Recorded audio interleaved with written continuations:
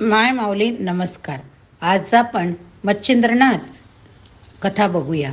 श्री मच्छिंद्रनाथ व गिरनार पर्वत रम्य वनश्रीने नटलेल्या गर्दगीरच्या जंगलाने वेढलेल्या सिंह व्याघ्र यांचे निवासस्थान असलेल्या परमपवित्र गिरनार पर्वतराजीमधील कथा.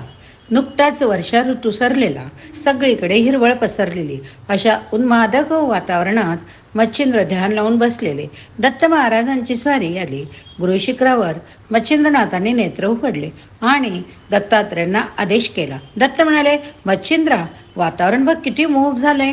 मला वनविहार करण्याची प्रबळ इच्छा होते. या माझ्या ग्रिय प्रिय गिरनारचे सौंदर्य बहरून आले. चल उठ, आपण फेरफटका मारून येऊ. मच्छिंद्रनाथ म्हणाले, प्रभो, मी आपला प्रिय पुत्र, आपली इच्छा पूर्ण करणे माझ्या भाग्याच होय. दोघेही गुरुशिखरावरून खाली उतरू लागले. वाटेत एका श्वान त्याच्यासोबत येऊ लागला. थोड्याच वेळात ते दोघे खाली उतरून गर्द जंगलात प्रवेशले.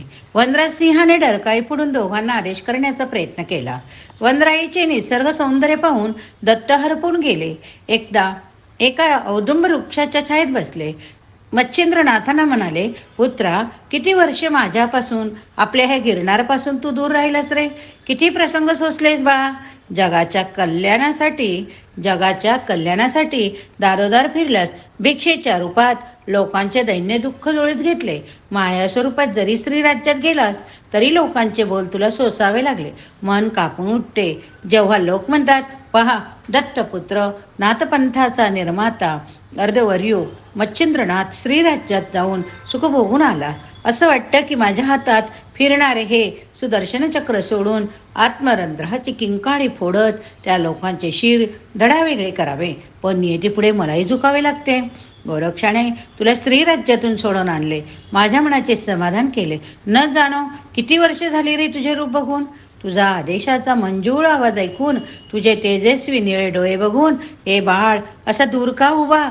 माझे हृदय तुला जवळ घेण्यासाठी तळमळते आहे. माझे हृदय जवळ घेण्यासाठी तळमळत आहे. महाराजांच्या नेत्रातून अश्रुपात होऊ लागला. हे पाहून मच्छिंद्रनाथांना गैरून आले. त्याने पळत जाऊन अनुसयात्मजाला कंठभेट दिली. काय वर्णावा तो क्षण, अहो काय वर्णावा तो क्षण. माही लेकरू एकरूप झाले हो. थोड्या वेळाने दोघे स्थिर झाले. मच्छिंद्रनाथ म्हणाले, हे करुणानिधी, आपण असे भावना विष झालेले मला पाहवत नाही हो. तुम्ही जाणता, लोकोद्धारासाठी मला आपल्यापासून व गिरनारपासून पुन्हा विलग व्हावे लागणार. गर्भगिरी पर्वतावर अक्षय निवास करण्याचा माझा विचार आहे. माझा प्रिय पुत्र गोरक्षनाथाला मी येथेच गिरनारवर सोरावून आपली सेवा करण्याचा आदेश केला आहे. आम्हा नाथांचे देह कार्य समाप्त झाले. आता आम्ही गुप्त रूपात कार्य करणार आहोत. आपली आज्ञा असावी. दत्त म्हणाले, हृदयावर पाषाण ठेवून मला तुला निरोप द्यावा लागत आहे रे. ठीक आहे, जाऊन राहा गर्भगिरीवर. लोक तुला मायबा म्हणूनही ओळखतील. रे. गर्भगिरी पर्वतावर मी प्रतिगिरणार असण्याचा वर देतो आहे. गिरनार व गर्भगिरीमध्ये काही फरक नाही. मच्छिंद्रा, तू माझेच प्रतिरूप आहे. तुझे दर्शन म्हणजे माझे दर्शन घेतल्यासारखे आहे. तुला केलेला प्रत्येक नमस्कार हा नवही नाथांना मला पोचेल.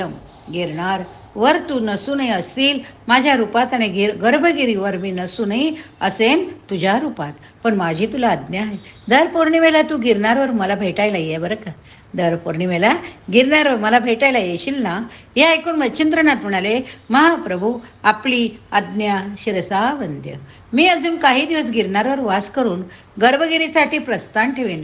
जे भक्त गर्भगिरीवर येतील त्यांना आपल्या सांगण्याप्रमाणे गिरनार यात्रेचे फळ मिळेल. गिरनारमुळे जसा गुजरात पावन झाला त्याप्रमाणे गर्भगिरीमुळे मराठ देश महाराष्ट्र पवित्र होईल.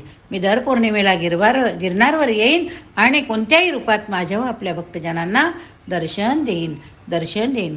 गोरक्ष माझा प्रिय शिष्य आहे. कृपया त्याला कधी अंतर देऊ नका हो, कधी अंतर देऊ नका. काही चुकले तर त्याला क्षमा करावी. गोरख शिखरावर तो निरंतर वास्तव्य करेल, त्यास कृपावलंकित करावे. महाराज तथास्तु म्हणाले. मच्छिंद्राबरोबर गुरुशिखरावर गेले. काही दिवसांनी मच्छिंद्रनाथ गर्भगिरीकडे निघाले. दत्ताने, गोरक्षाने, भर्तृहरीनाथ, गोपीचंदनाथ यांनी मच्छिंद्रनाथांना भावपूर्ण निरोप दिला. अशा प्रकारे सद्गुरू मच्छिंद्रनाथ गर्भगिरीवर अजूनही वास्तव्यात आहेत.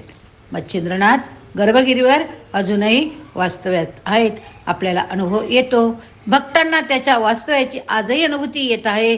फक्त आपण तिथपर्यंत गेलं पाहिजे. हो, आपण तिथपर्यंत गेलं पाहिजे. नक्कीच आपण जाऊया, अनुभूती घेऊया. नक्कीच आपण जाऊया, अनुभूती घेऊया आणि सगळ्या नवनाथांना आपण वंदन करूया, नमस्कार करूया, नमस्कार करूया.